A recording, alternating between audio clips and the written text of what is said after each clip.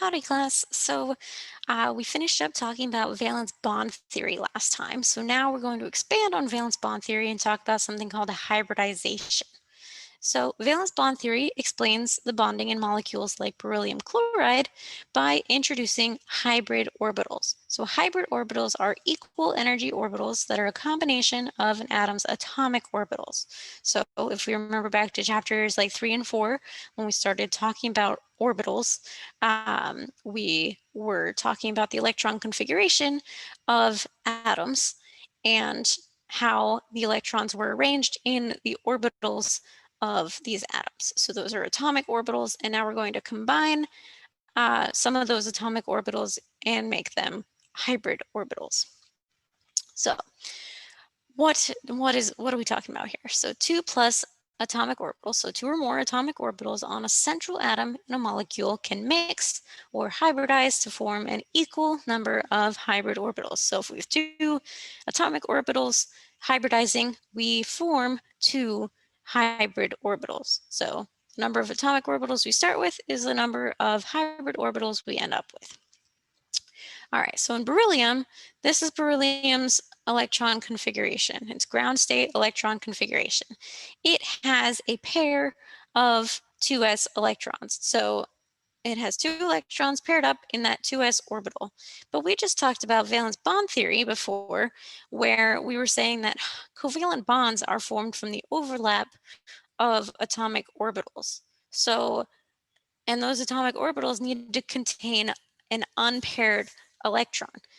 But beryllium doesn't have any unpaired electrons. It has one pair of electrons.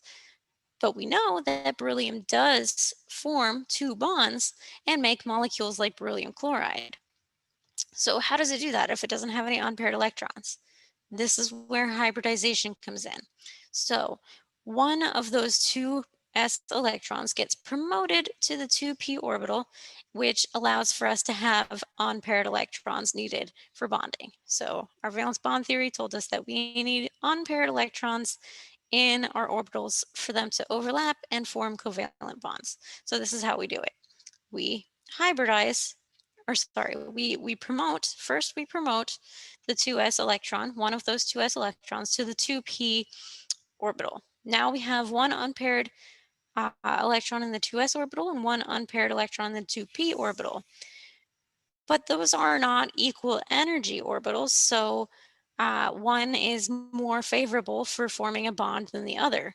But we know that beryllium chloride's bonds are the same. They are identical bonds. They have the same length and the same energy. So how do we get 2 equal energy orbitals from um, with one unpaired electron each from these 2 non-equal energy orbitals? So what we do is we hybridize, we mix the s orbital, we mix the 2s orbital and the 2p orbital, and we yield, and that yields an sp hybrid orbital.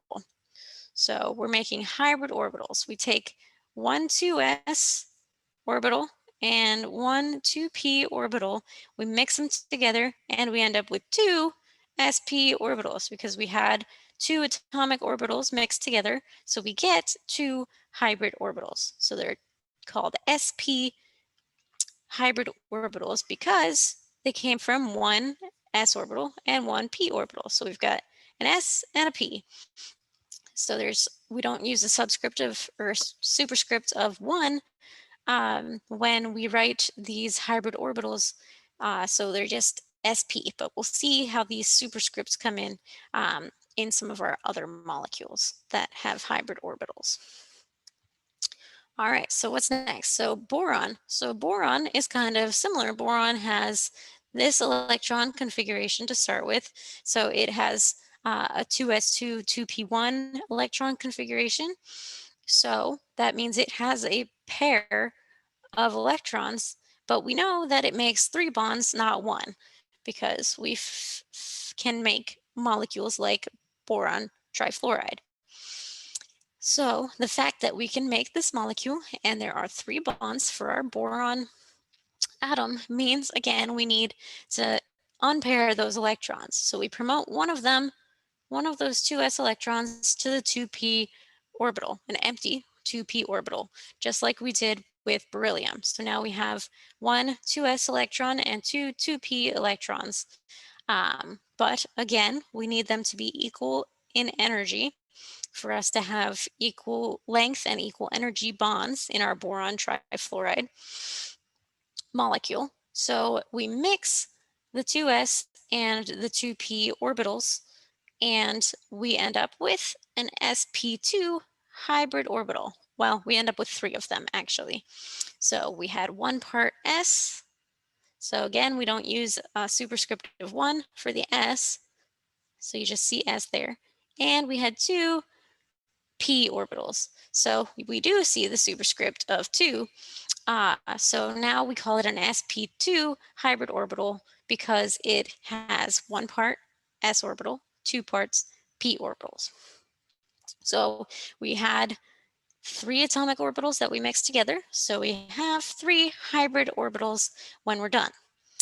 And one of those two p orbitals remains empty and unhybridized. So we don't have any electrons in there. So that might be important sometime in your future studies, but we are not going to talk anymore about those empty unhybridized atomic orbitals in this course.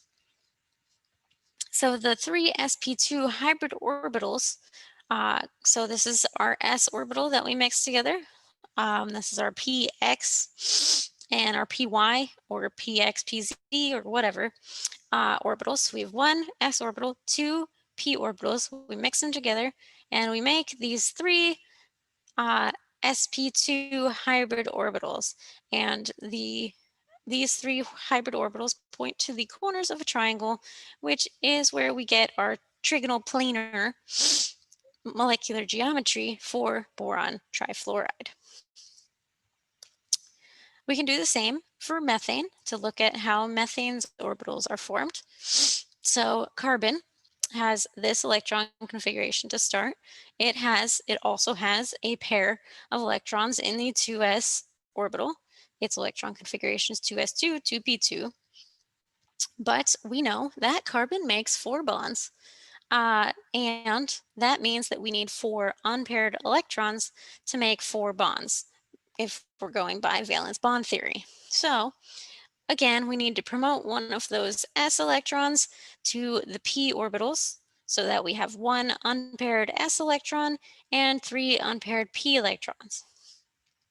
And we take those 4 electrons, so the 2s and the 2p electrons, and we combine them, we mix them together, and we end up with 4 equal energy sp3 hybrid orbitals. So sp3 because we have one part s and 3 parts p. So one part is the px orbital, one part is the py orbital, one part is the pz orbital. So one part s, we don't get the superscript for the s, but we have 3 parts p, so we get a superscript of 3 for the p. So we call these sp3 hybrid orbitals. We had 4 atomic orbitals to start, so we end up with 4 hybrid orbitals. That's always going to be the case. And these 4 sp3 hybrid orbitals are arranged in such a way that they point to the corners of a tetrahedron, which is where we get our tetrahedral molecular geometry. And this is what the bonding looks like in methane. So the hydrogen 1s electron is unpaired, and these sp3 hybrid orbital electrons on carbon are all unpaired. So we can combine it, we can have an overlap of these unpaired electron orbitals, and we form covalent bonds on the end of all of these hybrid orbitals with the hydrogen atom.